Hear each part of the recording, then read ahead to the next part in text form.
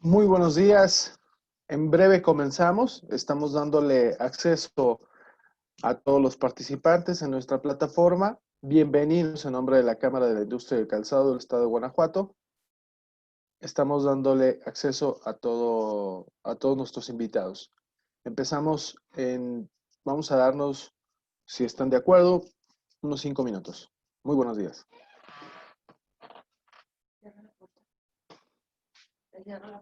Buenos días, buenos días.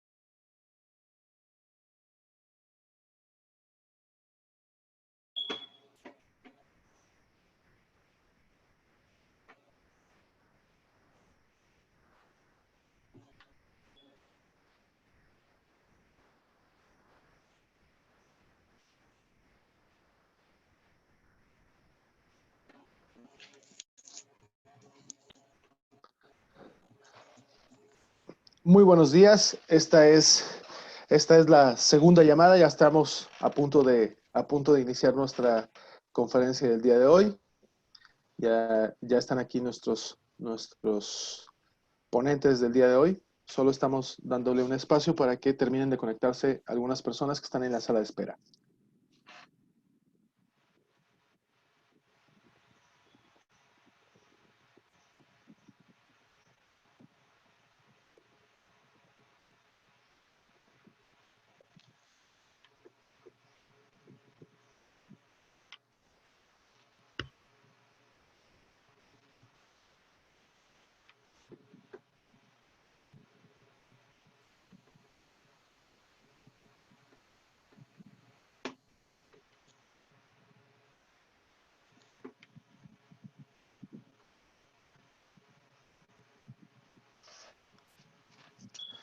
Pues nuevamente, muy buenos días a todos. En nombre de la Cámara de la Industria del Calzado del Estado de Guanajuato y en nombre de la Cámara Nacional de la Industria del Calzado, es un placer tenerlos hoy en esta conferencia virtual con dos temas por demás importantes y prioritarios en estos momentos. Voy a presentarles a nuestros speakers. Sin embargo, me gustaría comentarles algunas reglas. Durante la conferencia prácticamente tendremos los micrófonos apagados. Dejaremos las preguntas y respuestas al final de las ponencias. En estos momentos tengo el honor de presentarles al licenciado Alejandro Gómez Tamés, nuestro presidente ejecutivo de CISEC y Caneical, quien dará inicio con la conferencia Perspectivas Económicas en el escenario actual COVID-19. Cedo los derechos para compartir pantalla y comenzamos. Buenos días a todos, un gusto saludarlos. No sé, Ulises, ¿van a proyectar ustedes o tengo que proyectarlo yo? Hay una disculpa por esta cuestión logística. Si gustas, Si puedo no, proyectar. Sí, por favor. Gracias.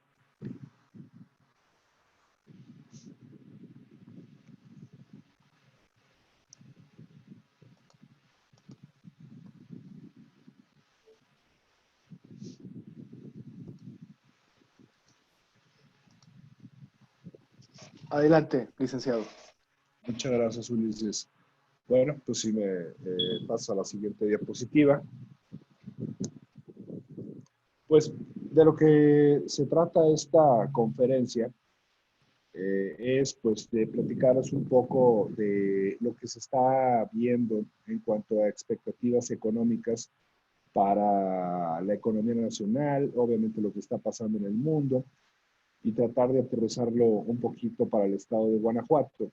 La que sigue, por favor. La que sigue. Bueno, recientemente el Fondo Monetario Internacional emitió un documento que le tituló El Gran Encierro, que esa es la forma como ha calificado pues este periodo de la economía nacional. Y en él pues hace un recuento de expectativas económicas para diversos países. Aquí se las estamos presentando. Y bueno, el panorama, como ustedes lo saben, es bastante sombrío. De hecho, también por eso le pedimos a Juan Antonio Guzmán que complementara la plática, porque yo les voy a decir la parte pues complicada de cómo están las perspectivas económicas y Juan Antonio les dirá cosas un poquito más optimistas respecto a qué hacer. Pero bueno, se prevé que la economía mundial caiga este año aproximadamente un 3%. De hecho, el día de ayer el Banco Mundial hablaba de que el PIB mundial podía caer un 3.2%, pues lo cual es la mayor caída del Producto Interno Bruto del mundo. Desde que se mide este indicador. Pueden ver más abajo el caso de México, donde el Fondo Monetario Internacional pues, habla de una caída de un 6.6%, y desafortunadamente pues, esta perspectiva de una caída del 6.6% ya resulta optimista respecto a otros pronósticos. En el caso de Estados Unidos, nuestro mayor socio comercial, la perspectiva es de una caída de un 5.9% de acuerdo al Fondo Monetario Internacional. Sin embargo, pues hay que reconocer que si bien a Estados Unidos siempre se ha dicho que si le da gripa a México le da pulmonía, pues ahora Estados Unidos tiene pulmonía. Entonces, pues el panorama para México es muy, muy complicado. La que sigue, por favor.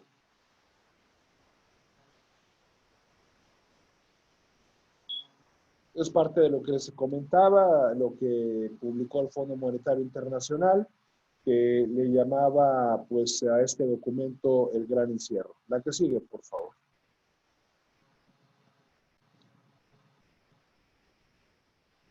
Igual la que sigue, ya lo comenté eso. Y bueno, pues hace cosa de aproximadamente 10 días, Estados Unidos dio a conocer el dato de su Producto Interno Bruto, y aquí podemos ver pues varias de las notas que últimamente circulan. El PIB de Estados Unidos en el primer trimestre cayó un 4.8%, y bueno, por parte de China el PIB cayó un 6.8%, y pues obviamente todo esto obedece a este cierre de actividad económica. Como ustedes lo saben, bueno, pues la falta de comercio, la falta de producción industrial, pues es lo que ha ocasionado estas importantes caídas en las dos principales economías del mundo. La que sigue, por favor. Aquí podemos ver un poquito más de indicadores respecto de lo que se espera que suceda con la economía de Estados Unidos. Si bien ahorita lo comentábamos, se espera una caída del 4.8% o bueno, más bien, perdón, disculpen, tuvimos una caída del 4.8% en el PIB de Estados Unidos en el primer trimestre del año. La expectativa es de que el PIB de este país, que como ustedes saben es la principal economía del mundo, sea de una caída del 6% en todo lo que es el año 2020. Una perspectiva de crecimiento del 4.5% para el 2021. Entonces, esto es importante señalarlo porque implica que para Estados Unidos, que repito, es nuestro principal socio comercial, el nivel de producción que se registró en el año 2019 se va a recuperar hasta el año 2022. Por otra parte, bueno, pues se espera una caída en la producción manufacturera de un 5%. Desde luego, pues al no haber mayor actividad económica, la inflación pues no será un problema.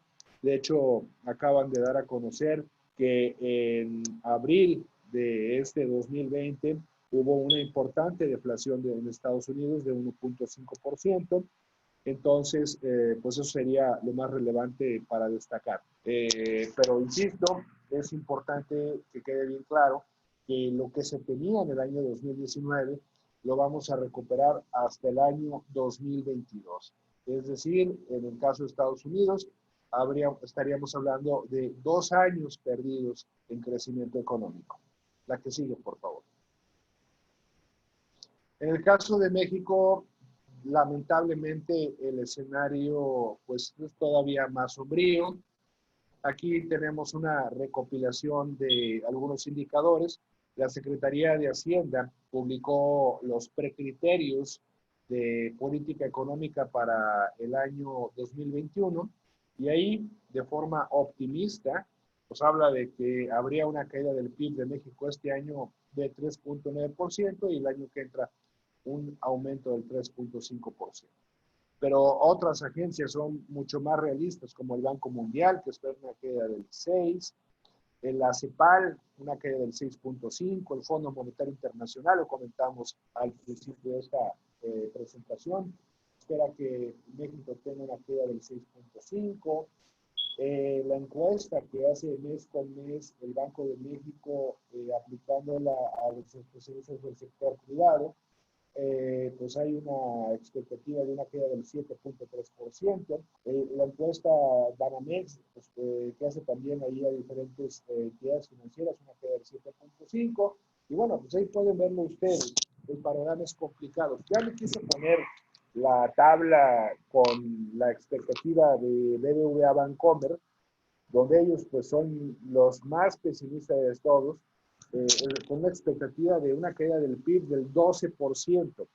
Entonces, ¿esto a qué se debe? Ahorita lo vamos a ver. La que sigue, por favor. Entonces, es importante señalar que pues, esta caída esperada del Producto Interno Bruto pues está de alguna forma circunscrita a diversos factores. En primer lugar, bueno, pues la duración de las medidas de aislamiento social y del cierre de la actividad económica a nivel local. Por un lado, bueno, pues vamos a tener 2 meses literalmente de cierre de la mayor parte de las actividades económicas. Básicamente el 31 de marzo fue cuando pues ya se hizo esta declaratoria de emergencia económica, lo cual implicó que todo lo que fue abril y todo lo que fue mayo, o lo que va a ser mayo, pues no hay mayor actividad económica. Ya nos dieron a conocer cuándo regresamos a la actividad y para la mayoría de los sectores económicos, pues será hasta el 1 de junio. En el caso del sector calzado, lo hemos estado comunicando. Si ustedes tienen una relación con el sector salud, es decir, si están produciendo zapatos para enfermera, para enfermero, para doctores, pueden trabajar. Esa es una realidad, pero sabemos que pues, el nivel de actividad que esto supone pues es muy por debajo del potencial de las fábricas. Si tuvieran alguna relación con algún sector esencial, pues igual podemos ver caso por caso y les podemos asegurar respecto de la pertinencia de que trabajen. Es decir, pues si alguien dijera, bueno, yo tengo un contrato, voy a inventar con la Coca-Cola, con una cementera, pues ahí les podemos dar la asesoría de cómo retomar la actividad económica. Pero en general, bueno, pues sabemos que, pues, a grosso modo, para la mayor parte de las empresas, lo que fue abril y mayo, pues han sido en esos temas. Un segundo aspecto importante, pues, es el nivel de reapertura o la velocidad de la reapertura de la economía de Estados Unidos. Vemos que ya varios estados de la Unión Americana comienzan a trabajar y que ya algunas fábricas, afortunadamente, están teniendo pedidos por parte de compradores de Estados Unidos, lo cual, bueno, pues si ustedes tuvieran pedidos por parte de fábricas de Estados Unidos, igual podemos orientar para que puedan retomar la actividad. Pero obviamente, cuanto más rápido abra Estados Unidos o retome la actividad, pues más rápido podemos también tener una recuperación aquí en México. Para que sigan, por favor.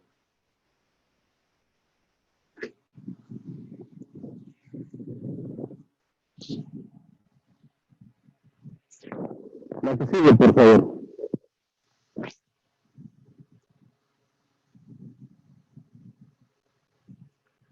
Bueno, un tercer factor que de alguna forma, la anterior, por favor, Ulises.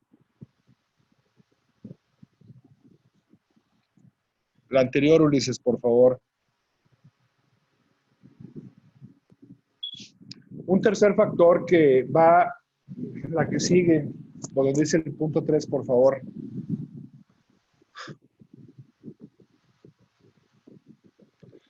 Un tercer factor, ahí estoy leyendo que no se escuchaba bien, una disculpa, no sé qué pasaba, pero comentaba pues un primer elemento, la reapertura con la cual, por el grado de rapidez de la reapertura de la economía de México, les comentaba que lo que fue abril y mayo fueron meses que pues de alguna forma se perdieron al tener este confinamiento, y les decía que aquellos sectores o aquellas fábricas, mejor dicho, que tuvieran pedidos vinculados al sector médico, que producen zapato para enfermero, enfermera, doctor, doctora, y de alguna forma pues se pudiera justificar, pues esas fábricas ya pueden trabajar.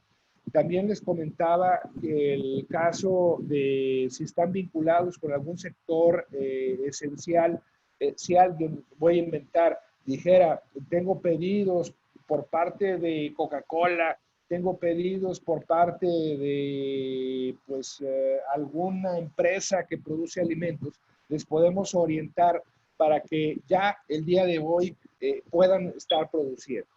El segundo aspecto pues era la reapertura de Estados Unidos y bueno, vemos que ya varias empresas en Estados Unidos, en California, en Texas, en diversos estados, pues ya comienzan a retomar la actividad y afortunadamente sabemos de empresarios que ya tienen pedidos de exportación. Igual a estos empresarios los podemos orientar para que puedan estar abiertos, que puedan fabricar y que la autoridad no los moleste, porque sabemos de las penalizaciones que existen en caso de algún incumplimiento. Eso es básicamente lo que les comentaba y bueno, una disculpa nuevamente por la cuestión del audio. El tercer aspecto es lo que está pasando de las políticas económicas fiscal y monetaria aquí en México. Sabemos que por parte de la autoridad fiscal no hay ninguna medida procíclica. Al contrario, vemos todos los días anuncios en el sentido de que pues habrá estas políticas de austeridad, todo lo contrario a lo que marca pues una política keynesiana donde habría que incentivar el gasto público, pero en este caso ya no se trata siquiera de apoyar a las empresas o a los empresarios, es un gobierno que ha tomado la decisión de pues no endeudarse más y en ese sentido pues no hay estímulo fiscal. Donde sí hemos visto algo de apoyo, pues es por parte del Banco de México. Hace aproximadamente 2 semanas se presentó este decálogo de 10 puntos que de alguna forma le ayudan a la banca para que pueda prestar más dinero. Sin embargo, pues actualmente la tasa de interés objetivo por parte del Banco de México es del 6%. Alguien puede decir, oye, pues muy bien, porque ya bajó, estábamos en niveles de 8.25, ya bajó a 6. Bueno, pues la realidad es que una tasa del 6% sigue siendo una tasa restrictiva. Hoy precisamente hay reunión de la Junta de Gobierno del Banco de México. Se espera que haya una reducción entre lo que puede ser un cuarto de punto porcentual hasta 3/4 de punto porcentual. Pero la realidad es que una tasa del 5%, una tasa objetivo del 5% es lo que se consideraría una tasa neutra, pero pues actualmente está el 6, lo que significa que no obstante esta perspectiva terrible de una caída del PIB, el Banco de México sigue teniendo una política monetaria restrictiva. Y bueno, se puede entender porque pues la labor principal del Banco de México es preservar el poder adquisitivo de la moneda, que es que no haya inflación, en pocas palabras. Su objetivo, el Banco de México, no es fomentar el crecimiento económico. Y ahorita el Banco de México, por un lado, dice, pues no hay presiones inflacionarias porque no hay mayor actividad económica, pero por otro lado, estamos esperando que sí las haya por la depreciación de la moneda que hemos tenido, donde estábamos en niveles a principios de año, todavía en febrero, de 18.50 y ahora vemos un dólar en 24 pesos. Eso eventualmente va a generar presión inflacionaria. De alguna forma se ha compensado porque pues, ha habido una disminución en los precios de la gasolina, pero entonces el Banco de México pues ha sido cauteloso. Al final de cuentas, después de todo este rollo que les estoy diciendo, pues es que una tasa del 6% sigue siendo una tasa restrictiva. La que sigue, por favor. Y aquí, bueno, ahí disculpen, se ve muy chiquito, pero lo que quiero aquí ilustrar también, podemos ver hasta abajo las tasas de interés de México y Turquía. De todos estos países, Suiza, Dinamarca, la Eurozona, Japón, Suecia, Noruega, el Reino Unido, Estados Unidos, México está en segundo lugar en cuanto a mayor tasa de interés, con este 6% que les comentaba, solamente superado por Turquía con un 8.75. Entonces, bueno, pues simplemente para ratificar el punto de que México sigue teniendo elevadas tasas de interés en este entorno de que se espera pues una caída del Producto Interno Bruto que en promedio los analistas consideran que será entre un 7 y un 8%. La que sigue, por favor. Ese es un punto muy importante, porque bueno, las cifras macroeconómicas de alguna forma pues son frías. Una caída del 8, una caída del 7, una caída del 9, pero la realidad es que pues esto se traduce en pobreza. Y el otro día en una reunión de Concamín, donde pues constantemente escuchamos al doctor José Luis de la Cruz, él presentaba estos datos y él decía que una caída del PIB del 6% este año, en el corto plazo se traduce en un aumento de la pobreza de entre 3 y 3.5 millones de personas. Y en el mediano plazo son 5 millones de personas. Entonces, imagínense, estamos previendo una caída del 8, pues entonces el problema de un aumento de pobreza que se nos viene. La que sigue, por favor. Otro tema que es muy importante y seguramente lo han estado ustedes viendo en las noticias, pues es lo que pasa con la calificación de la deuda, tanto de México como de Pemex, como de la Comisión Federal de Electricidad. Y bueno, pues aquí podemos ver que en el caso de la calificadora Moody's, pues todavía tenemos el grado de inversión para lo que es nuestra deuda soberana y para la Comisión Federal de Electricidad, pero en el caso de Pemex ya la degradaron a un grado especulativo. En el caso de Standard & Poor's, de igual forma, tenemos que tanto la deuda soberana, Pemex y Comisión Federal de Electricidad tienen un grado de inversión aún. Y en el caso de Fitch, lo que es la deuda soberana y la Comisión Federal de Electricidad conserva el grado de inversión, aunque pues ya Pemex ya es deuda especulativa.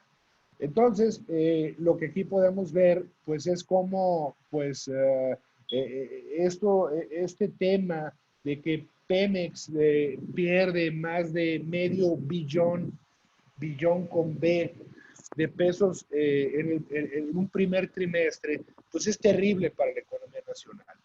Y entonces, por más que pudiera aumentar la recaudación fiscal, porque están aumentando los controles, pues bueno, la eventual disminución de la actividad económica va a traducirse en una caída de la recaudación fiscal y bueno, pues Pemex se ha convertido en un barril sin fondo, lo cual pues hace, aquí lo vemos, que nuestra calificación crediticia se vaya deteriorando y por eso hay fuga de capitales. En lo que va del año han salido del país algo así como 150,000 millones de dólares y eso es parte de lo que explica por qué tenemos un dólar en 24 pesos. Pero el tema de la calificación de la deuda es muy importante porque pues ya ni siquiera las decisiones de los inversionistas a nivel mundial son decisiones que se tomen con lápiz y con una calculadora. O sea, son algoritmos que tienen las computadoras donde en función de la calificación es como se mueven los capitales. Entonces, ya en el caso de Fitch estamos a un escalón de que la deuda de nuestro país sea considerada como una deuda especulativa. La que sigue, por favor. La que sigue. Igual, la que sigue, por favor. Esto ya lo comenté. Esta presentación está para todos ustedes en caso de que la soliciten. Ahora, en cuanto ya al pronóstico de cómo estarían comportándose algunos indicadores, pues ya lo señalaba, se espera que el día de hoy la tasa de interés del Banco de México disminuya un poco y entonces podríamos esperar que en promedio a lo largo de todo lo que es el 2020 haya una tasa de interés de los CETES de un 5.2% y que al cierre del año los CETES estén en un nivel de un 5%. Actualmente están en torno a un 6.3%, pero seguramente veremos mayor disminución. En cuanto al dólar, la expectativa es que en el promedio del año se ubique en 22.4 pesos por dólar. Alguien puede decir, bueno, pues si lo tenemos en 24, bueno, sería el promedio de todo el año. Y obviamente, bueno, pues en la medida en que vayamos retomando la actividad económica, pues el tipo de cambio tenderá a estabilizarse. Pero aquí el mensaje es que pues, regresar a niveles de un dólar de 18.50, 19 pesos por dólar es impensable. Estaríamos pensando más o menos en 22.4. De igual forma, en la inflación, ahorita, bueno, pues vimos que en abril hubo una deflación de un 1%, pero estaríamos cerrando el año en torno a un 3.8%, donde, como lo comentaba al principio, pues habría una conjunción de dos fuerzas. Por un lado, los negocios no venden y no hay mayor incentivo a aumentar precios, pero por otro lado, el tipo de cambio es lo que estaría presionando los precios hacia arriba, de tal manera que estaríamos teniendo una inflación del 3.8%. La que sigue, por favor. Y ya vi el mensaje de don Ricardo Alanís. Con todo gusto vamos a socializar la presentación para todos los que lo soliciten. En cuanto al PIB, ya lo señalábamos, una expectativa de una caída del 8% y el PIB nominal estaría por ahí de unos 23.1 billones de pesos. Y aquí lo triste es que pues nuestro PIB en dólares, si bien en el año 2019 lo teníamos en 1.25 billones de dólares, para el año 2020, derivado de la caída pues nominal en el Producto Interno Bruto y el alza en el tipo de cambio, nuestro PIB en dólares sería apenas arribita de $1 billón. Esto es un retroceso de 10 años, es brutal lo que está pasando. Las ventas al menudeo, hay una expectativa de una caída de un 5%. En el consumo privado, pues una caída del 8%. La tasa de desempleo se nos iría a un nivel de un 7%. Alguien diría, ah, caray, pero si en Estados Unidos el desempleo aumentaría más o menos a un 20%, ¿por qué en México al 7%? Bueno, la realidad es que el mercado laboral de México es muy diferente al de Estados Unidos. En México tenemos economía informal, las personas no tienen ahorros, no hay una red de seguridad social que cubra a la gente cuando pierde el empleo. Entonces, cuando en México la gente pierde el trabajo, pues tiene que salir aunque sea a lavar carros, literal.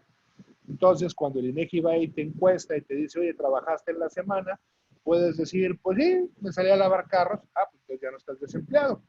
Entonces, por eso es que la tasa de desempleo en México solamente sería de un 7%. Aunque bajaría el número de trabajadores registrados en el IMSS de 20.5 millones de trabajadores a 18.4 millones de trabajadores. Es decir, se espera una pérdida de 2 millones de puestos de trabajo. Tan solo en el mes de abril, y ya salió el dato oficial, los reportes del Seguro Social hablan de que ya se perdió más de medio millón de empleos formales. Las encuestas que se han levantado en Concamín hablan de que aproximadamente una tercera parte de las empresas va a despedir personal una vez que termine esto. La mitad de las empresas ya despidieron personal.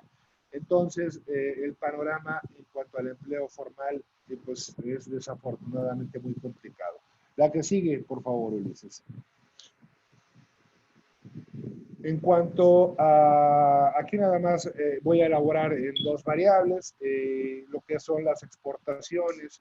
Se espera una caída de 16% en las exportaciones, producto pues de una caída del Producto Interno Bruto de Estados Unidos, de Europa, y de igual forma como nosotros pues también estamos en una situación recesiva, pues nuestras importaciones caerían en aproximadamente un 17.8%. Y aquí, bueno, un tema que es muy importante para los zapateros, pues es que China ya está trabajando, está produciendo. Sabemos que las fábricas de zapatos de China no han podido vender todo lo que han producido, tienen muchos saldos, entonces pues tenemos que estar muy atentos de que todo este producto que tienen las fábricas chinas no llegue a México, porque pues de que se les echa a perder a que lo dompen a nivel internacional, pues seguramente preferirán recuperar algo. Y entonces estaremos muy atentos trabajando con la Secretaría de Economía, con aduanas, para evitar pues que los chinos vengan a aventar todo el producto que tienen en sus almacenes aquí a la economía de México. Si de por sí las fábricas han sufrido, pues no queremos que tengan aquí todavía una mayor inundación de producto de Oriente. La que sigue, por favor.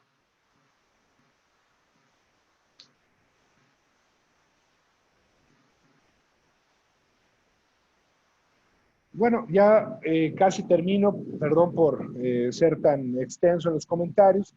Aquí ilustrar también lo que está pasando en Guanajuato. Durante muchos años se hablaba pues del buen desempeño de la economía del Estado. Aquí podemos ver las barritas azules, ese es el crecimiento de lo que sería el Producto Interno Bruto del Estado, que es el indicador trimestral de la actividad económica, pero desafortunadamente vemos de que desde el tercer trimestre del 2018 a la fecha, Guanajuato pues ha tenido un desempeño menos favorable comparado con el PIB del país. De hecho, si bien sabemos que el Producto Interno Bruto del país cayó un 0.1% en el 2019, en el 2020 el PIB del estado de Guanajuato cayó un poquito más, que es un menos 0.2. Pero pues ya el hecho de comentar que Guanajuato tiene un desempeño mucho más favorable que el promedio nacional, pues desafortunadamente esto dejó de ser así desde el tercer trimestre del 2018. Y bueno, en buena medida esto se explica porque ahora en día la mitad de la producción manufacturera del Estado es el sector automotriz y sabemos que el año 2019 fue complicado para el sector automotriz a nivel mundial.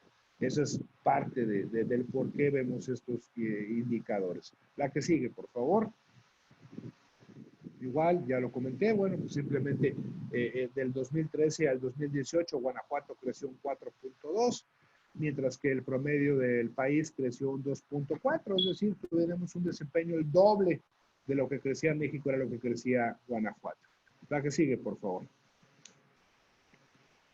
Ahora, ¿qué va a pasar en el estado de Guanajuato? Pues hicimos un simulador y bueno, cabe destacar que, bueno, en el estado de Guanajuato, el 38.9% de nuestro Producto Interno Bruto, casi un 40% de nuestro Producto Interno Bruto es de industria, lo que es la construcción, las actividades manufactureras, electricidad, gas, agua, etcétera. Y esto, bueno, pues habla de que Guanajuato es un estado industrial porque a nivel nacional la industria representa el 30% del PIB. Entonces podemos ver una diferencia de casi 10 puntos porcentuales de que Guanajuato es más industrial en promedio respecto al promedio nacional. La que sigue, por favor. La que sigue. Vámonos ya directamente al análisis.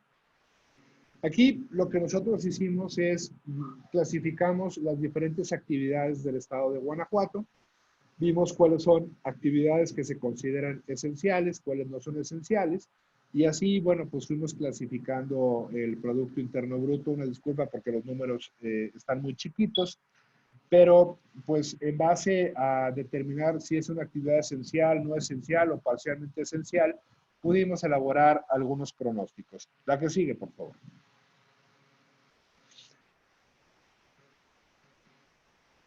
Bueno, aquí partimos del hecho de que, pues, en base a lo que nos han comentado, el 34% del PIB de Guanajuato entra en lo que es una actividad esencial, 4.5% no es esencial y un 61% es parcialmente esencial. La que sigue, por favor. Entonces, creamos diferentes escenarios. Un primer escenario, que realmente es difícil que se cumpla, sería un escenario en el cual habría una evolución en forma de V chica. Y este es un escenario en el cual, pues, las actividades no esenciales y las parcialmente esenciales, pues, no trabajan durante 2 meses o trabajan más bien al 60% de su capacidad.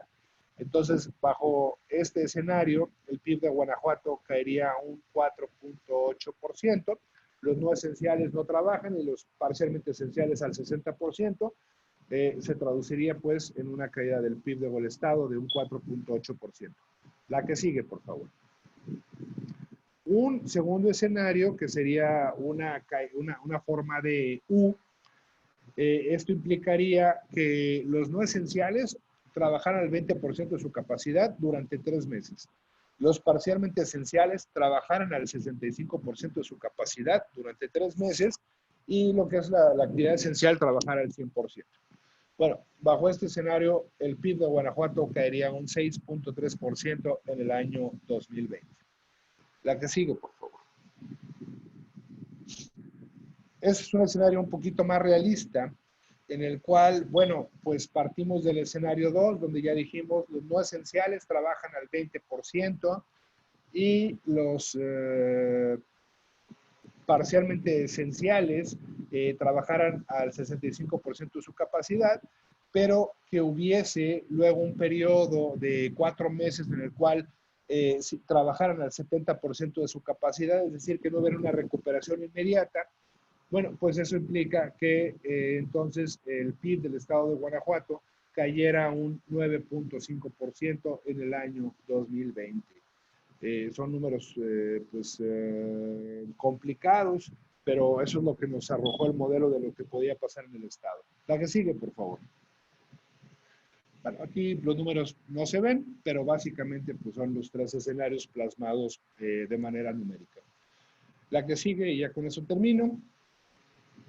Yo diría pues que en base a este modelo que les presentaba, es probable que la afectación del COVID en el estado de Guanajuato sea menos grave que lo que se va a percibir a nivel nacional, precisamente por esta vocación industrial que tiene nuestro estado, donde ya vimos que el 40% de la actividad pues es una actividad industrial. La que sigue. Es también importante y muy relevante destacar que, a diferencia de otros estados, en el estado de Guanajuato, el gobierno del estado sí ha sacado varios programas de apoyo a las empresas. Claro, sabemos que ha habido una enorme cantidad de retrasos en la asignación de estos apoyos. Apenas esta semana están fluyendo los apoyos que se anunciaron hace más de un mes de ese paquete de 800 millones de pesos y que muchas empresas han tenido algunas complicaciones para poder solicitar estos apoyos a la nómina que se dieron a conocer hace 15 días. Pero bueno, al final de cuentas, es un estado que ha apoyado, a diferencia de otros que definitivamente no lo han hecho. Reitero, sí, con problemas, porque no han fluido tan rápidamente los apoyos, pero ya con la llegada de Carlos Martínez Bravo a Fondos Guanajuato, estamos viendo que los apoyos empiezan a fluir de una forma un poquito más rápida. La que sigue, por favor. Es también relevante hacer mención de que un punto que no debe descuidarse es lo que suceda con la inversión productiva, porque en la medida en que haya una destrucción del capital de las empresas, es decir, la maquinaria y el equipo, pues más tarde o más nos vamos a tardar en salir adelante de la recesión. La que sigue, por favor. Ya con esto termino. Les ofrezco una disculpa. Probablemente hablé mucho, pero y el panorama es complicado. El otro día daba una presentación respecto a estos temas y dijeron, ay Alejandro, nos das puras malas noticias.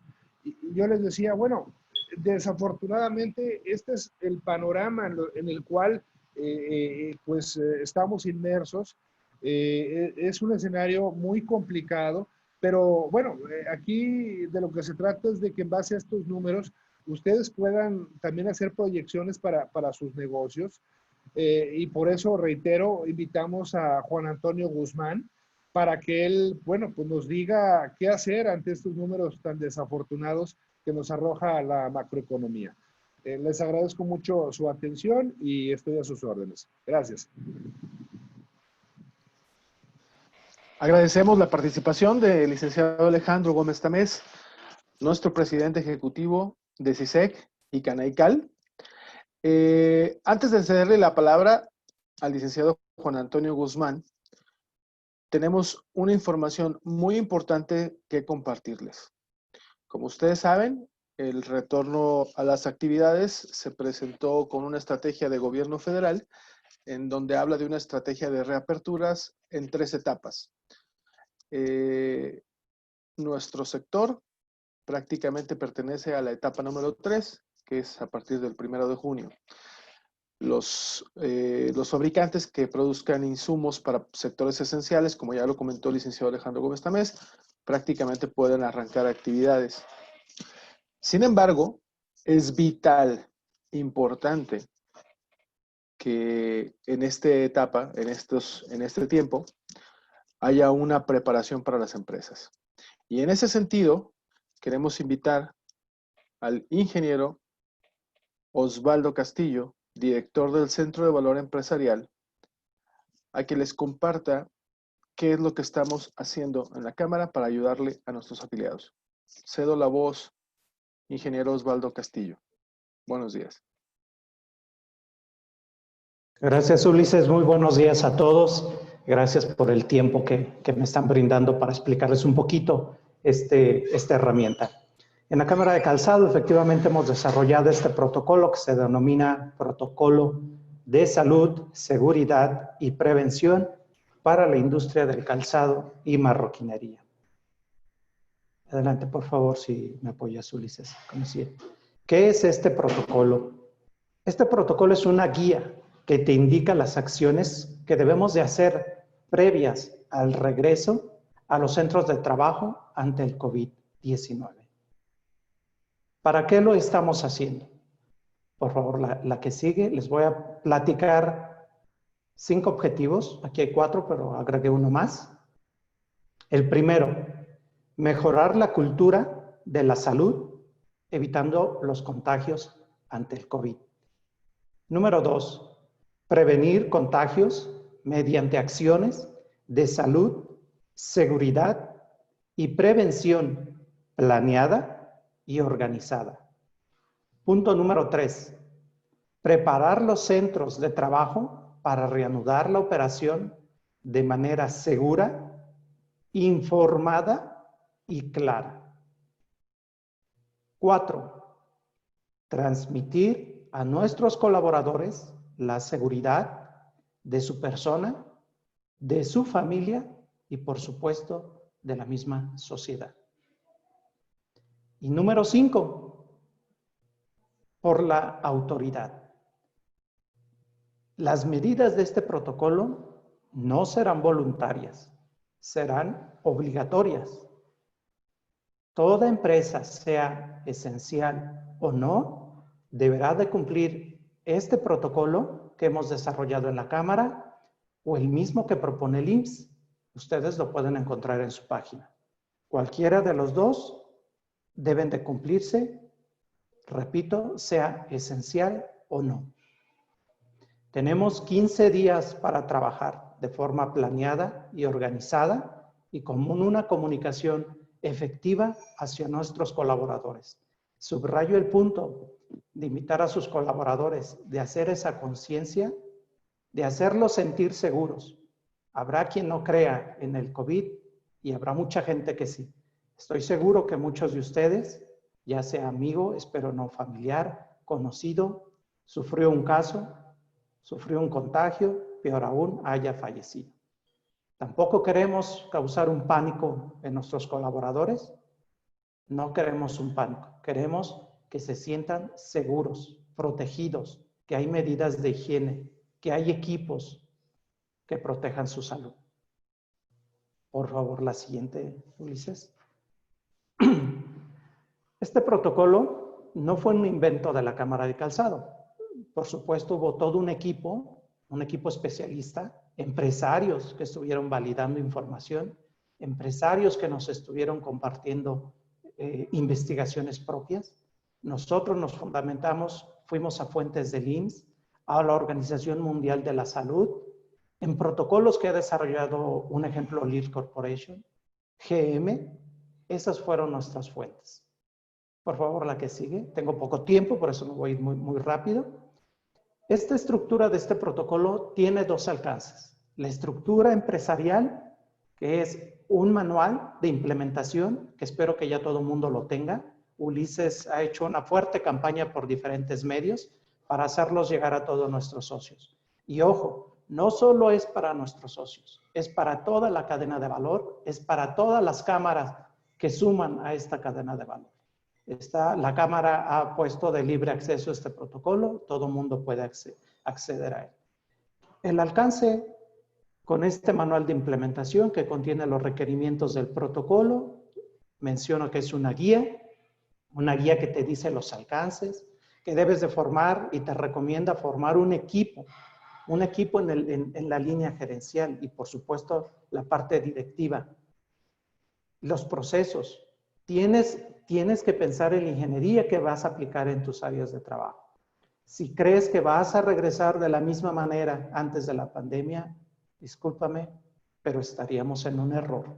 Tenemos que modificar nuestras áreas de trabajo, desde oficinas y operativas. Trae recomendaciones, trae bastantes herramientas, trae fuentes el protocolo. Solo tienes que acceder a ellas. También te ofrecemos capacitación y asesoría para la implementación. En esta semana hemos arrancado 2 grupos con una plática de sensibilización que es muy importante ahorita para la parte directiva y para la parte gerencial. ¿Por qué la parte de sensibilización? Porque nos importa mucho que tú, empresario, seas el primero, tú y tus mandos gerenciales sean los primeros que adopten este protocolo. Por favor, sería un error decir a nivel gerencial o a nivel directivo que esta pandemia, que este virus no existe. Eso ni pensar. Hay que adoptar estos protocolos. El segundo alcance es el colaborador. Repito, una comunicación dirigida y efectiva. ¿En qué? ¿En qué guión? En la parte de la salud, de prevención, tanto en el trabajo como en casa. Información clave, recomendaciones generales, trae capacitación y tutoriales. Este equipo gerencial se quedará con herramientas suficientes para poder capacitar a sus operativos. Señalética y glosario de términos. Por favor, la que sí. Ya casi termino, me regalaron solo unos minutos. La estructura de este protocolo se sustenta en nueve temas estratégicos y su implementación se concentra en el cumplimiento de 25 acciones. Aquí tenemos liderazgo, que ya he repetido constantemente la participación de la dirección y de los gerentes. Medidas previas al retorno físico de los trabajadores. Tenemos 15 días para hacer un plan de trabajo, sensibilizar a nuestro equipo gerencial, a su vez a nuestro equipo operativo. Hacer un plan de trabajo con presupuestos, investigar los proveedores, hacer las compras, hacer las modificaciones. No puedes hacer las modificaciones el primer día que te presentas a laborar. Tienes que hacerlo previo. Medidas de seguridad en el transporte también se contemplan. Control de acceso y detención de casos sospechosos. Separación social y medidas de higiene. Desinfección de la empresa. Manejo de los residuos. Atención a casos sospechosos. Y por supuesto auditorías para garantizar tu sistema de gestión en términos de salud e higiene. Por favor, la que sigue, si me ayudas, Ulises. Trae un checklist de auditoría que viene alineado a este protocolo, pero también hemos anexado el checklist que te recomienda el IMSS. Con ambos puedes auditarte, hacer una autoauditoría. Es muy sencilla y práctica para que hagas los planes de acción o de corrección, dependiendo de la evaluación que te dé en tu empresa. Por favor, la que sigue, Ulises. Repito, por tiempo no le voy a dar lectura. Y prácticamente termino mi intervención diciéndote y repitiendo, adopta por favor cualquier protocolo que a tu empresa le sea necesaria, quedo a tu disposición. Por ahí el protocolo trae un contacto del ingeniero Rodolfo Rizo Parra, trae su celular, su correo, viene el de su servidor, Osvaldo Castillo. Pueden encontrar el protocolo en la página de la CISEG, ciseg.org o en la DCB. Mi teléfono celular es 477-394-6336. Estaremos publicando las próximas pláticas de sensibilización y la plática que te describe el alcance y contenidos a detalle del protocolo. Te estaremos informando de estas futuras pláticas. Gracias, Ulises. Gracias a todos por escucharme. Gracias, ingeniero Osvaldo Castillo. Por supuesto, pueden acceder al protocolo directamente en la página www.cisec.org. También, no se preocupen, la mayoría nos ha pedido la presentación del licenciado Alejandro Gómez Tamés y estoy seguro que nos van a pedir la presentación del licenciado Juan Antonio Guzmán. Entonces, me voy a tomar la libertad, si me permiten, a la base de datos de todos los que participan en esta conferencia, mandarles también la liga del protocolo. Nuestro propósito es ayudar en la implementación y tener un retorno seguro, porque definitivamente el COVID no va a desaparecer el 1 de junio. Esta es una situación en la que tenemos que cambiar nuestra cultura, nuestro actuar, y lo más importante es que el pilar de las empresas, nuestros colaboradores, estén en un ambiente sano, seguro y que prevenga y mitigue los contagios. Y bueno, tengo el placer de presentar al licenciado Juan Antonio Guzmán, que ha estado durante toda la charla. Bueno, obviamente en la primera parte que dio el licenciado Alejandro Gómez Tamés, en la parte económica, pero bueno, el licenciado Juan Antonio Guzmán nos va a dar una perspectiva diferente.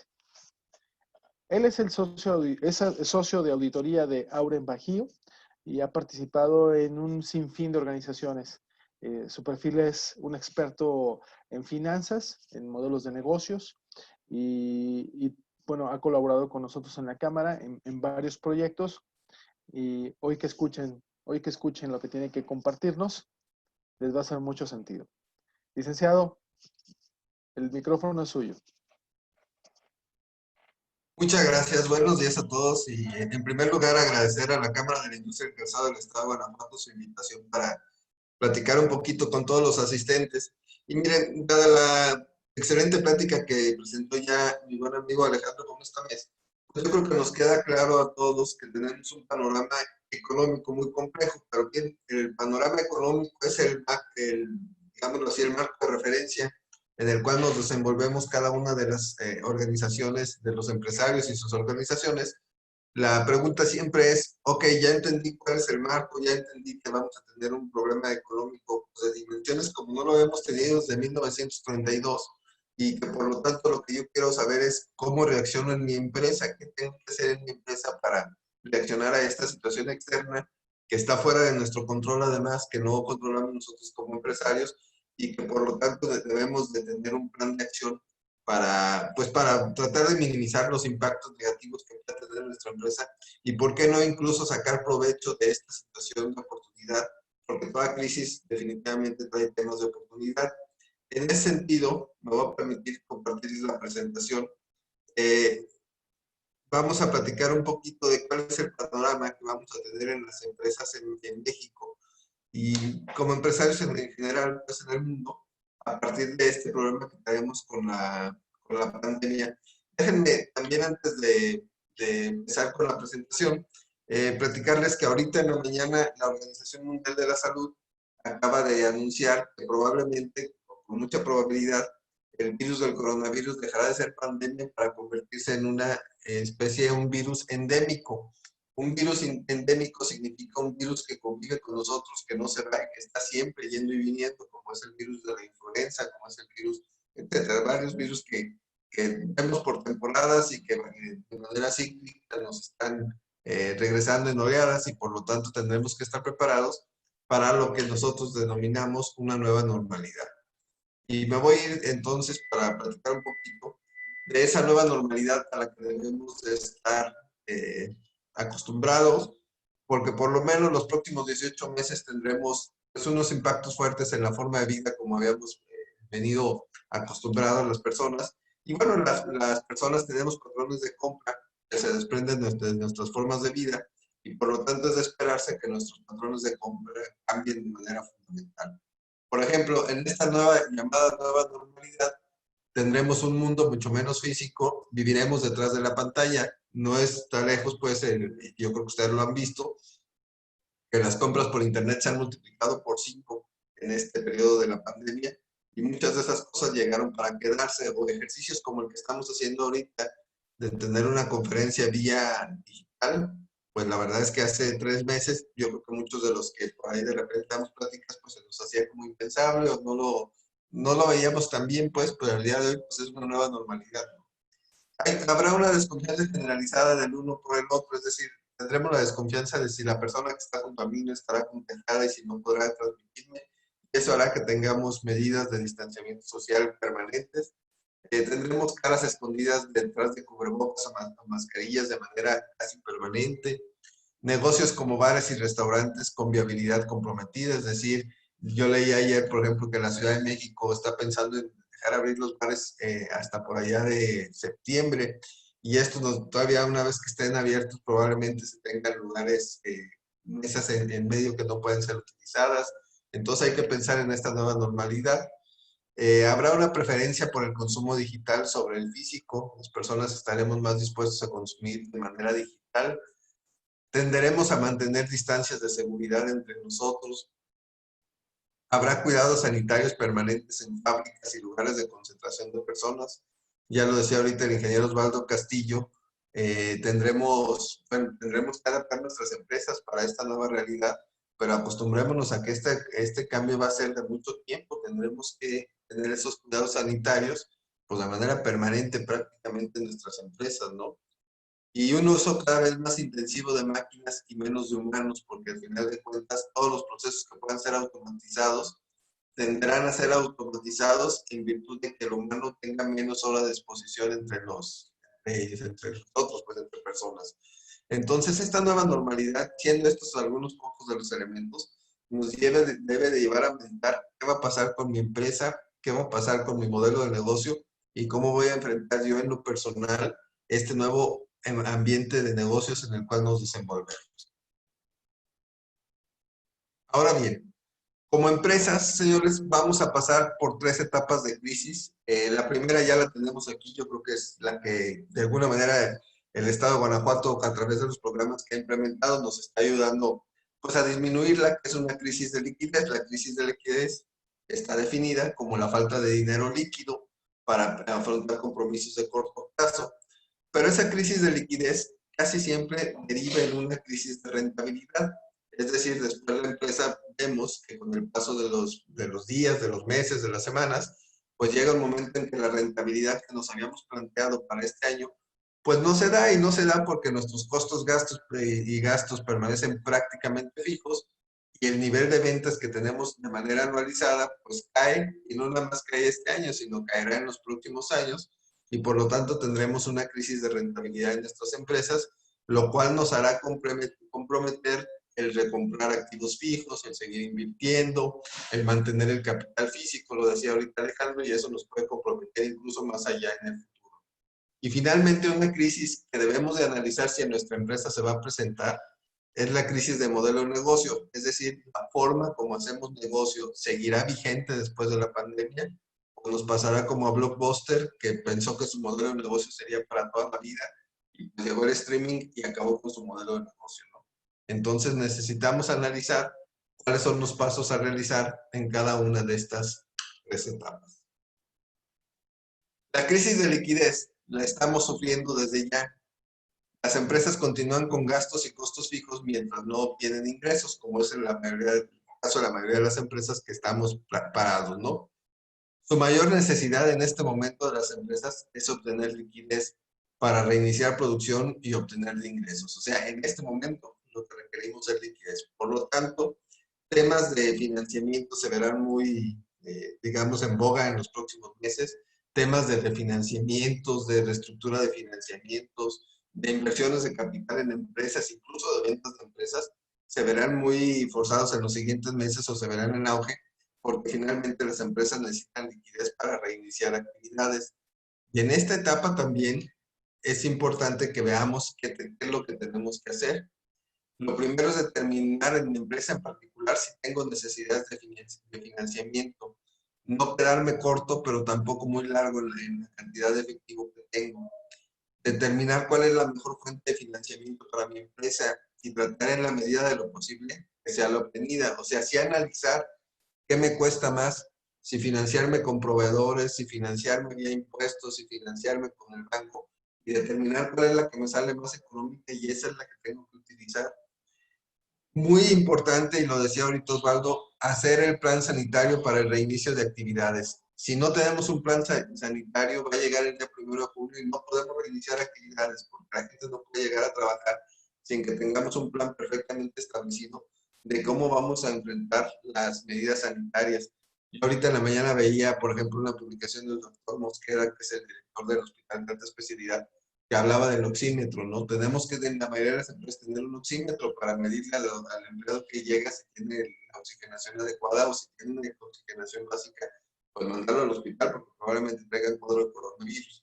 Entonces, ese tipo de cosas tenemos que irlo planteando desde ahorita que tenemos estos 15 días para saber qué es lo que vamos a hacer para que nuestra empresa funcione de manera adecuada.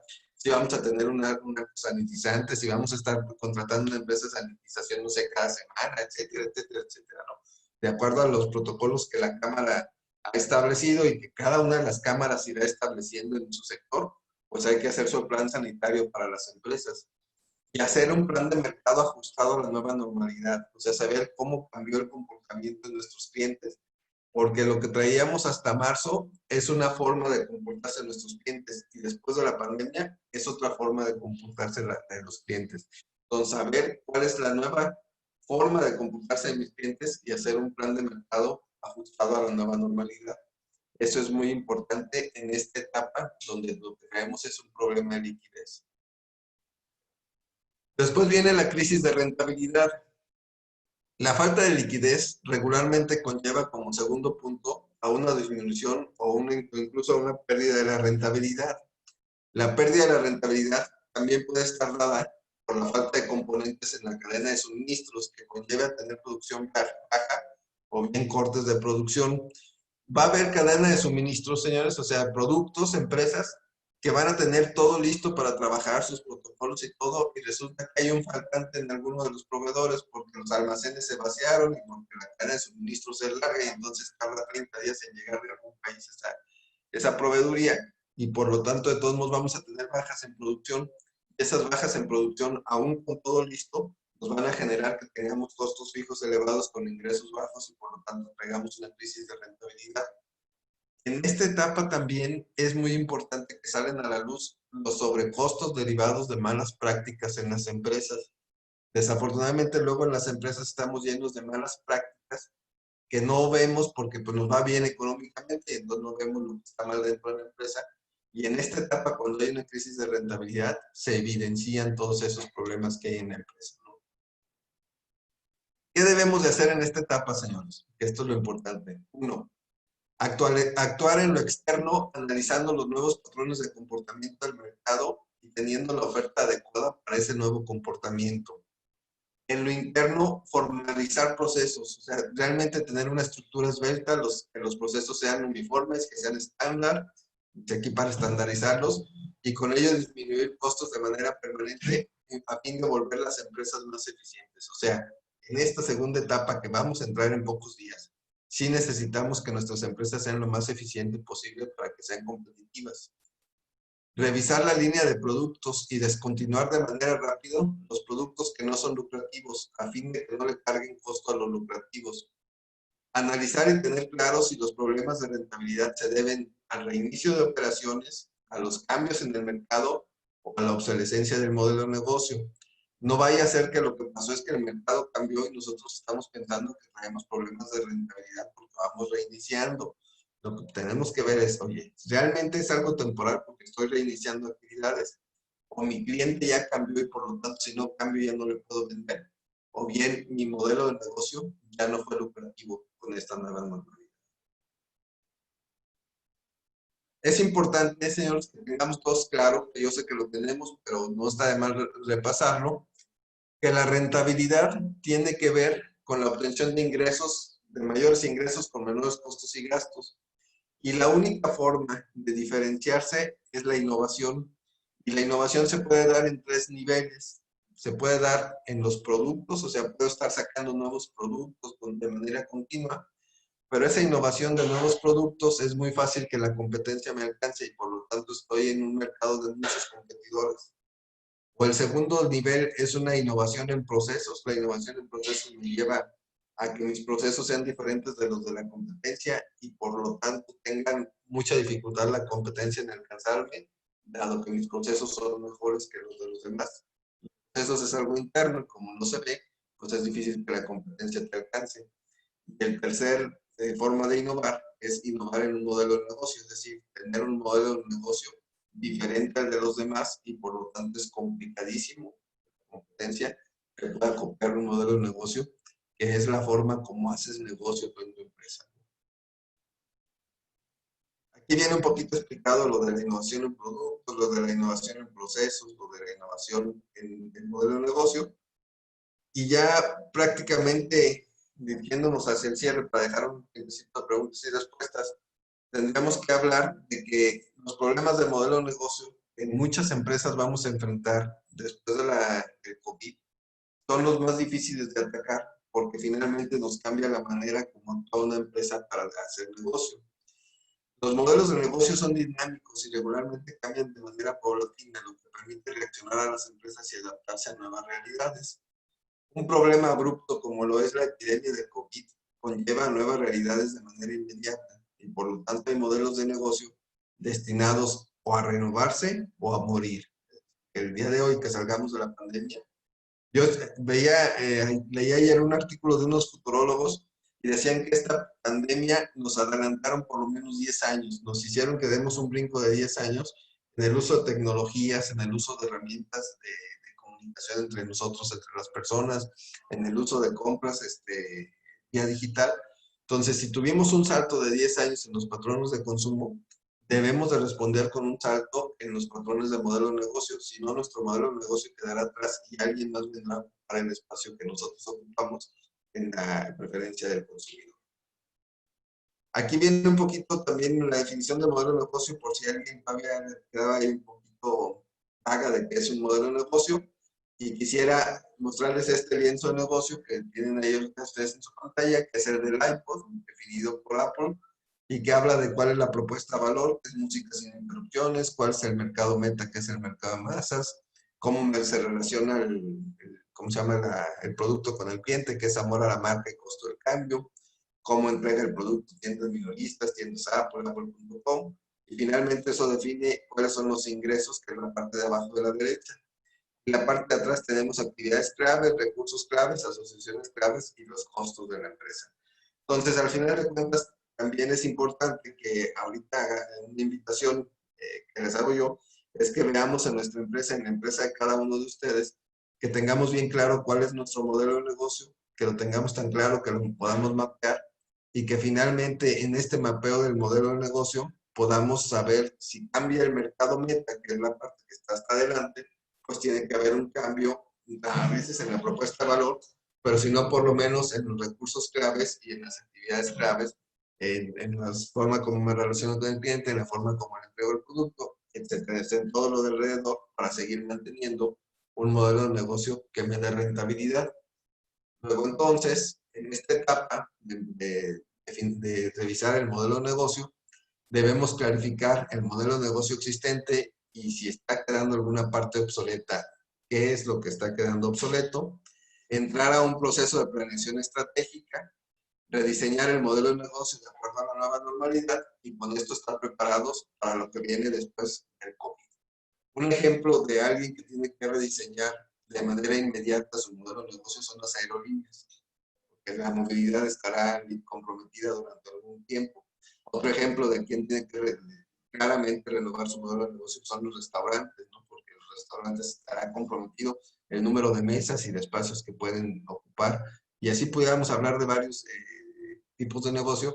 Es más que evidente que tienen que rediseñar su modelo de negocio.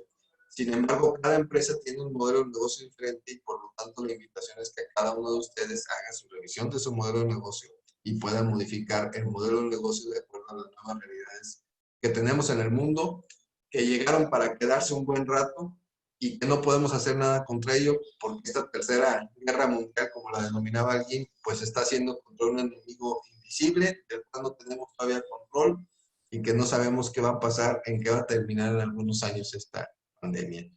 Y bueno, si no hay ningún inconveniente, me gustaría dejar un espacio de preguntas y respuestas y básicamente con eso estaríamos cerrando para cerrar en el tiempo, ¿no? Muchas gracias. Muchas gracias, licenciado Juan Antonio Guzmán, socio de auditoría de Auren. Y bueno, tiene toda la razón. Hay que dar un espacio para preguntas y respuestas. Las pueden hacer llegar a través del chat o el espacio de preguntas y respuestas.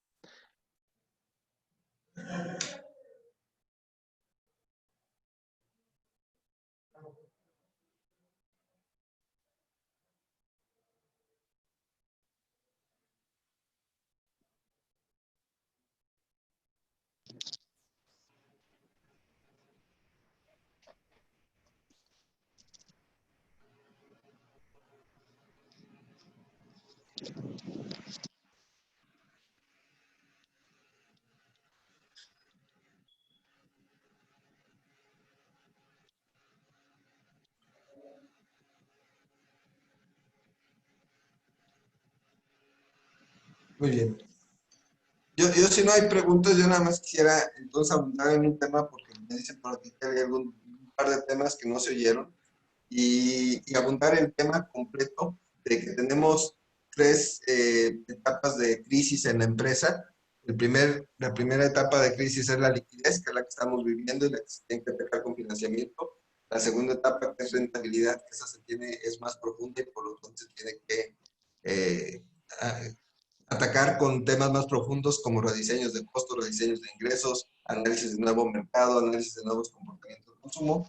Y la tercera etapa, que esa es la más riesgosa porque esa puede poner en riesgo incluso la viabilidad de nuestra empresa, es la crisis de modelo de negocio. La crisis de modelo de negocio está dada por cambios abruptos en la manera como hacemos nosotros nuestro negocio, y que el COVID definitivamente es una manera como abrupta en la cual cambió de manera profunda la forma como se está comportando el consumidor y cómo estamos haciendo los negocios. Un ejemplo que pudiéramos platicar ahorita 100%, pues es, por ejemplo, los restaurantes que están teniendo que surtir comida a domicilio y que eso cambia por completo su modelo de negocio, porque finalmente no es lo mismo entregar comida rápida a domicilio que entregar comida en un restaurante con todos los tiempos, con un restaurante que a lo mejor su modelo de negocio tiene que ver con lo aspiracional, con la parte de lujo, con la parte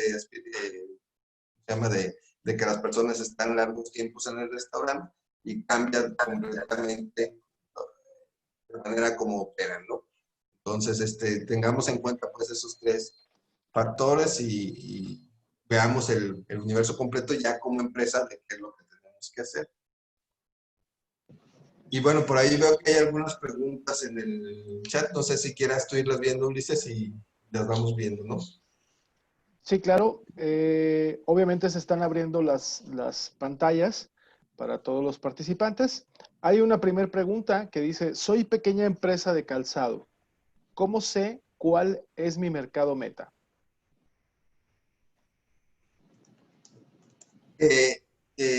Pequeña o grande la empresa, de todos modos el proceso es el mismo. El proceso tiene que ver con cuál es la necesidad que satisfaces y de cuál es tu propuesta de valor. Por ejemplo, una empresa de calzado que se dedica a hacer calzado para personas que tienen diabetes, pues tiene muy claro que la propuesta de valor que está ofreciendo es un calzado sin costuras, con cierto nivel de comodidad para las personas que tienen estas características. Entonces define perfectamente su mercado meta. Cada empresa tiene que tener perfectamente definido cuál es su mercado meta, porque en función de eso se define no nada más el producto, sino la forma como te relacionas con tu cliente y cómo le vas a entregar el producto. Entonces sí es importante hacer un estudio de mercado de cuál es la necesidad que yo como fabricante satisfago, porque no es la misma necesidad la que es satisfecha por una empresa que fabrica calzado deportivo que por una empresa que fabrica calzado industrial, que por una empresa que fabrica calzado para el sector de hospitalario o por una empresa que fabrica calzado para los diabéticos, ¿no? Entonces son necesidades diferentes y por lo tanto todo el modelo de negocio es totalmente estudio de mercado, no hay vuelta de hoja.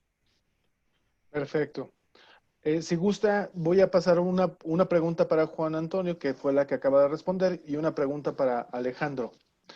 Hay una pregunta para Alejandro que está directamente en el chat, que dice, para Alejandro, con los contactos que han tenido con senadores, diputados y funcionarios federales, ¿tienen noticias de algún apoyo real por parte del gobierno federal? Porque presumen el préstamo de 25,000, pero en realidad las empresas no han llegado o no son suficientes. Sí, claro. Definitivamente no hemos tenido apoyos por parte del gobierno federal. El presidente López Obrador, pues hemos visto los comentarios con los cuales se ha referido al sector empresarial, de que no habrá rescates, que eso ya quedó en el pasado. Y bueno, lamentablemente, pues no ha querido entender que pues no se trata de rescatar empresas, sino de salvar fuentes de empleo y sobre todo en una industria intensiva en mano de obra como es el calzado, pues se vuelve fundamental el que haya algún tipo de apoyo No estamos hablando de condonación de impuestos, pero sí haya algún tipo de apoyo para que las empresas puedan sobrevivir. Lo comentaba hace un momento, hemos visto más programas por parte del gobierno del estado, claro, no están ajenos a problemas por la lentitud en el desarrollo de algunos trámites, pero bueno, de alguna forma el gobierno del estado, el gobierno municipal han ayudado a las empresas para que puedan sobrevivir. Es importante que pues aquellas empresas que puedan retomar labores, que puedan colocar pedidos, pues lo hagan. Si bien no hemos sido declarados sector esencial, hay maneras legales. El que tenga interés, por favor, comuníquese con la Cámara. Ahí está nuestros correos, ulises.cuellar@cisec.org, alejandro.gomez@cisec.org, y les podemos apoyar para que puedan retomar la actividad en base a lo que hemos estado trabajando y viendo. No podemos emitir como tal pues una comunicación al respecto, pero sí hay algunas formas y queremos compartírselas, y por eso es importante que se acerquen a nosotros. Gracias. Muchas gracias, licenciado. Hay otra pregunta de Omar Gómez. ¿Cómo podemos ayudar a las empresas de logística de hacer menos severa la crisis para los productores en general?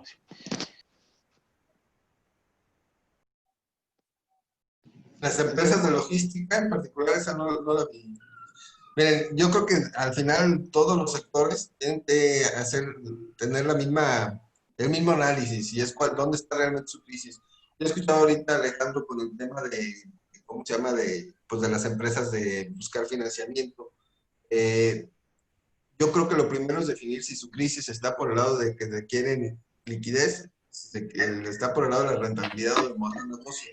Si lo que requieres es liquidez, no hay otra más que conseguir financiamiento para volver a echar a jalar la maquinaria. Trabajando nuevamente la maquinaria, logres tener una estabilidad y por lo tanto disminuir costos, incrementar ingresos y ampliar margen. Pero si tu crisis particular de tu empresa está en una fase más avanzada, o sea, está en el tema de rentabilidad o está en el tema de modelo de negocio, el conseguir liquidez, o sea, el conseguir financiamiento, te puede llevar más bien a que acabes quebrando la empresa, porque finalmente estás pidiendo financiamiento que no vas a poder pagar, porque tu modelo de negocio ya no es lucrativo. Entonces, lo primero en el sector logístico, en cualquier empresa, es definir este problema de la pandemia, en qué situación te está dejando, en una crisis de liquidez, en una crisis de rentabilidad o en una crisis de modelo de negocio.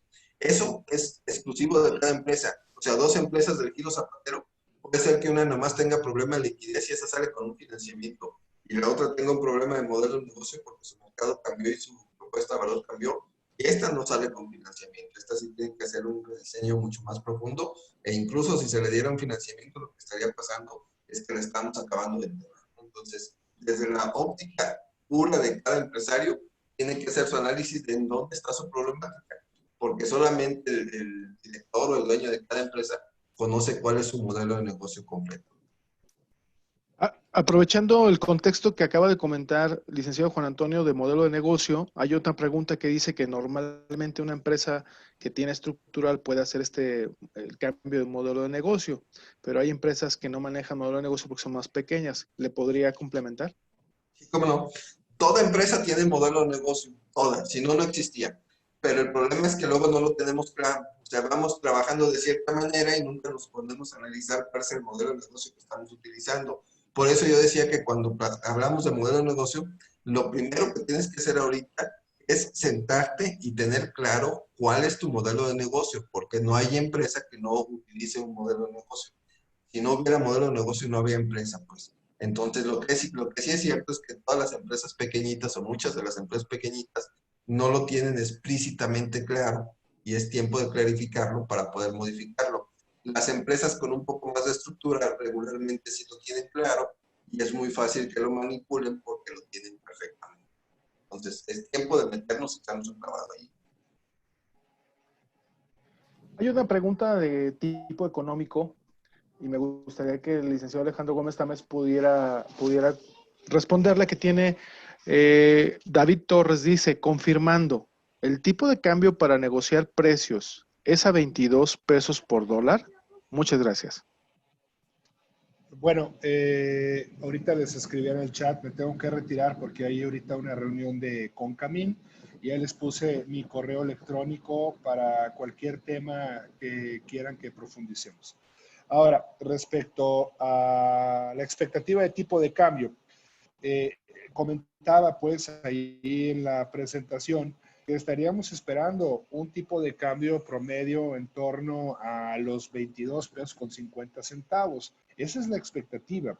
Desde luego que siempre es aconsejable estar un poquito protegidos. Yo creo que si cotizan a 22 pesos por dólar, o inclusive, bueno, si les dan los precios, cotizar a 21.50 estarían cubiertos, porque la verdad se ve muy, muy, muy difícil que el dólar baje a menos de 22 pesos. Esa es la realidad. Entonces, 22, 21.50 creo que están cubiertos.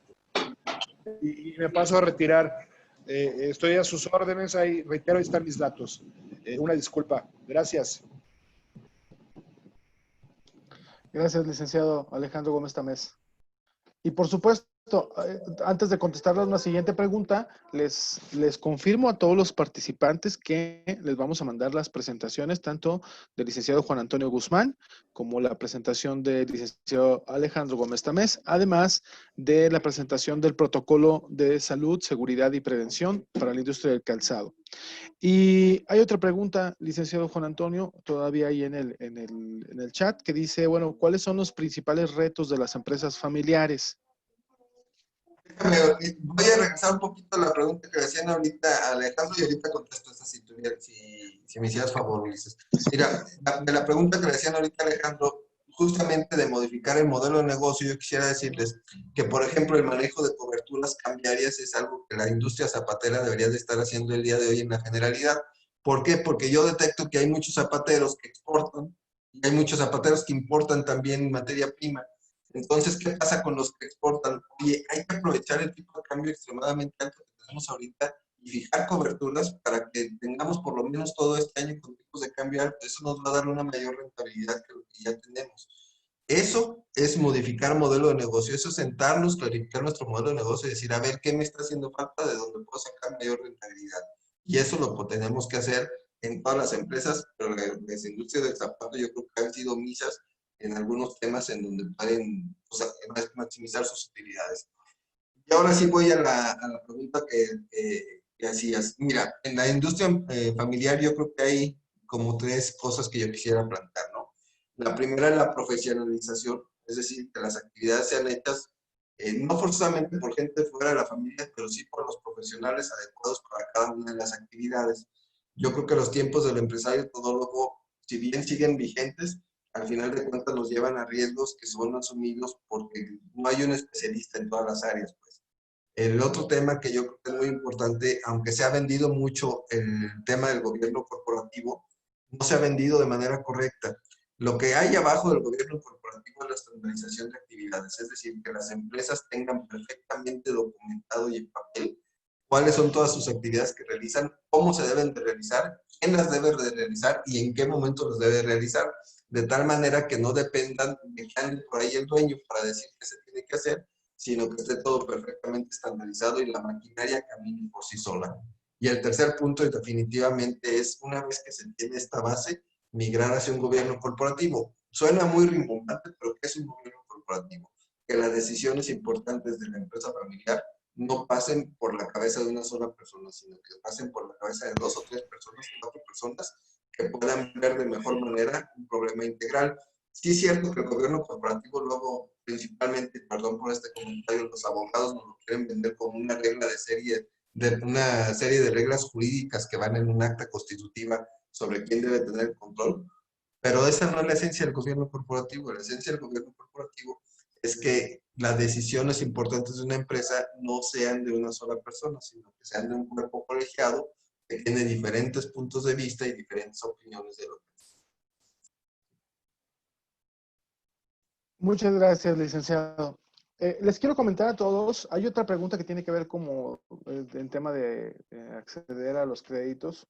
Les quiero comentar a todos que mañana, el día de mañana, tenemos una charla con directivos de Fondos Guanajuato para explicarles los programas y explicarle los procesos y resolver las dudas. Por supuesto, nuestros ejecutivos de comercialización tienen las ligas para invitarlos, están en la página, están en las redes sociales y al momento de mandarles la presentación, el día de hoy, con mucho gusto les mandamos también la liga para recordarles. Les quiero pedir un favor personal y solo es porque de alguna manera también esto ayuda pues al esfuerzo en esto que acaba de decir hace un momento Juan Antonio, que todos estamos migrando a las plataformas digitales, algo que no hubiéramos pensado que iba a pasar hace 3 meses. Les quiero pedir de favor que si pueden prender sus cámaras, solo para saber que digo, mínimo verlos, saludarlos, decirles hola y tener evidencia de que estamos y que vean que estamos con personas reales, no estamos con bots. No tenemos eventos en la cámara en ese tono. Siempre son eventos con empresarios, con amigos y creo que vale la pena saludarnos y vernos, ¿no? Que seguimos haciendo una industria de relaciones, una industria de caras, una industria de rostros. Entonces, les agradezco mucho a todos aquellos que están prendiendo sus cámaras. Si no hay otra pregunta más, además de querer saludarlos, quiero agradecerles infinitamente que se den el espacio de tener conocimiento, tener información, tener herramientas para poder enfrentar juntos esta situación provocada por el COVID-19. Definitivamente no hay precedentes. Y bueno, me encantaría que me ayuden a contestar esta pregunta, esta ligera encuesta. Es muy sencillo. Ustedes la pueden hacer directamente en su plataforma. Que nos ayuden a contestar esta encuesta. Vamos a trabajar mucho en mejorar el tema de los audios, que fue algo muy recurrente. Nos compraremos algunos micrófonos, por supuesto, para hacerlo. Les agradecemos mucho su tiempo. Denos la oportunidad en un par de horas de mandarles toda la información. El conocimiento es para tomar decisiones más pensadas, más estructuradas, porque al final no es un escenario sencillo. ¿Algo que quieras agregar, Juan Antonio? No, nada, mi agradecimiento tanto a la Cámara como a todos los asistentes, ¿no? Por supuesto. Muchas gracias, Juan Antonio, porque siempre estás con nosotros en las buenas, en las malas y en las mejores, porque esas van a ser las de mañana. Gracias, gracias. También agradecemos a nuestro equipo de sistemas, a Juan José Varela, que hace posible la generación de estas conferencias virtuales en este nuevo cambio, un nuevo reset en nuestra manera de operar. Gracias a todos los que prendieron sus cámaras, les agradecemos mucho. Tengan un excelente cierre del día y a los que puedan, nos vemos mañana en la charla con Fondos Guanajuato. Muchas gracias y buena semana.